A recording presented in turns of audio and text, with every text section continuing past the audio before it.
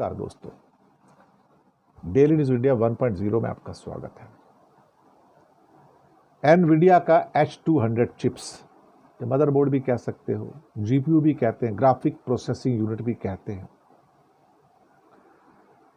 Trump साहब ने एक नया मॉडल क्रिएट कर दिया बिजनेस का। मैंने पढ़ा तो मैं हैरान रह गया। मैंने कहा ऐसा भी हो सकता है। H200 चाइना को चाहिए, बड़ी मात्रा में चाहिए साहब, क्योंकि सबसे बड़ा तो कंज्यूमर वही है ना दुनिया में। लाखों में चाहिए उसको, हजारों में नहीं, लाखों में। और चाइना अमेरिका से कह रहा है मुझे H200 के चिप्स तो एनवीडिया के हमें चाहिए भाई। अमेरिका ने मना कर रखा था, रेस्ट्रिक्शन लगाई हुई है। अब रेयर अर्थ वगैरह की डील हुई तो इनको लगा भाई ये H200 तो अमेरिका में तो खैर बन ही रहा है, अधिकतर ताइवान के अंदर बन रहा है, लेकिन वो ताइवान भी अंडर लाइसेंस ही था ना अमेरिका का ही। और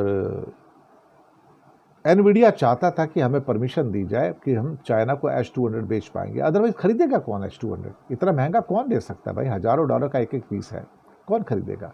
क्या किसी भी हिम्मत है क्या? तो जिस पे हिम्मत है उसे आप बेचना नहीं चाहते, उसका नाम चाइना है। अब साहब ट्रंप साहब ने एक नया फार्मूला निकाल लिया बिजनेस करने का। कमाल की बात है, मैंने इस टाइप का फार्मूला कभी दुनिया में देखा नहीं है, आपने भी नहीं देखा होगा, मैं आपको बताऊं।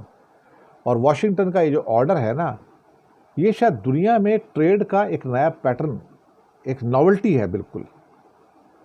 H200 बनेगा ताइवान के अंदर, जो चाइना को सप्लाई किया जाएगा लाखों में। अमेरिका में प्रोड्यूस नहीं हो रहा साहब, ध्यान रखिएगा, ताइवान में बनेगा, वहां से चाइना सप्लाई किया जाएगा। अगर सपोज करो कि ताइवान उसकी कीमत लेता है $10,000 एक पीस की, $10,000, तो उसका एक हिस्सा 25% ताइवान अमेरिका को देगा, यानी कि $2,500 पर पीस। जी हां, 25% का कट, द वर्ड यूज किया गया, 25% का कट आपको अमेरिकन गवर्नमेंट को देना होगा। अब ये तो टैक्स भी नहीं है। टैक्स कैसे कहोगे? टैक्स तो उसके ऊपर डालते हो जो आपके अपने देश में हो रहा है, उसके ऊपर टैक्स लगा सकते हो। जो कुछ दूसरे देश में हो रहा है और दूसरे देश से तीसरे देश में जा रहा है, आपके देश का कोई ताल्लुक ही नहीं है, उसके ऊपर टैक्स नहीं आ सकता। ये कानून है। यानी कि मैं भारत में बैठा हूं और भारत की कोई कंपनी सपोज करो कि दुबई में काम कर रही है, वो दुबई में माल बना रही है, दुबई में माल बना के वो अपना माल समझो तो अमेरिका को बेच रही है, सॉरी ब्रिटेन को बेच रही है या पेरिस को बेच रही है। सपोज करो उसकी कीमत $1,000 है। उस कंपनी का भारत से लेना देना कुछ नहीं, एक्चुअली देखा जाए उसकी प्रोडक्शन भी वहां पर है, तो वो दुबई के रूल उसके ऊपर चलेंगे।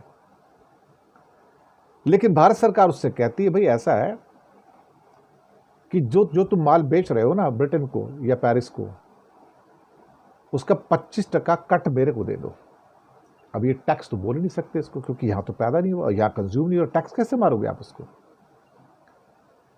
अब सवाल ये पैदा होता है कि इसको नाम दिया गया कट, 25% कट मुझे दे दो यूएस से गवर्नमेंट को। मैंने इस किस्म का ट्रेड दुनिया में होते कभी देखा नहीं साहब, कभी नहीं देखा। ये तो हो सकता था कि एनवीडिया ताइवान के अंदर चिप्स बना रहा है, अमेरिका का पूरा कोलैबोरेशन उसके साथ में, तो वो उसका जो प्रॉफिट आएगा उसके ऊपर, वो प्रॉफिट के ऊपर डिविडेंड ले लेगा उसके ऊपर, वो ठीक है, वो डिविडेंड लेना ठीक है उसका, कि वहां उसको प्रॉफिट होगा, उसका हिस्सा जो है अमेरिका रिपैट्रिएट कर दिया जाएगा, वो तो मैं मानता हूं। लेकिन आप उसको टैक्स करना चाहते हैं एक्सपोर्ट टैक्स के रूप में, जबकि वो आपके लैंड में बना नहीं, आपके लैंड में नहीं बना और वहां से बन के किसी और तीसरे देश में जा रहा है, तो आप टैक्स तो लगा ही नहीं सकते उसके ऊपर, इंटरनेशनल लॉ है वो। तो वो ट्रंप को पता कि मैं इसके ऊपर टैक्स नहीं मार सकता, तो कहा कि अपना 25% कट मुझे दे दो भैया, पहले जितनी कीमत है उसका 25% कट होगा।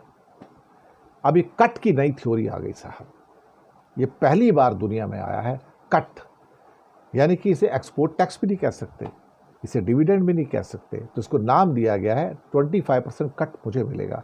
यानी कि 10,000 का एक $10,000 का एक पीस आपने चाइना को बेचा है, किसी को बेचा ताइवान ने H200, तो भैया उसका 25% कट यानी कि $2,500 मुझे दे दो, बात खत्म हो गई। ये शायद आने वाली दुनिया में ऐसा लगता है कि बिजनेस का एक नया ट्रेंड शुरू करेगा, और ये ट्रेंड जो होगा ना, खतरनाक होगा साहब, बहुत खतरनाक होगा, क्योंकि इसके जो कॉन्सिक्वेंसेस, जो परिणाम है, बड़े अलग हो सकते हैं साहब। दुनिया में ट्रेड का निज़ाम बदल सकता है इसके ऊपर, ये तो सच बात है। शुक्रिया आपका।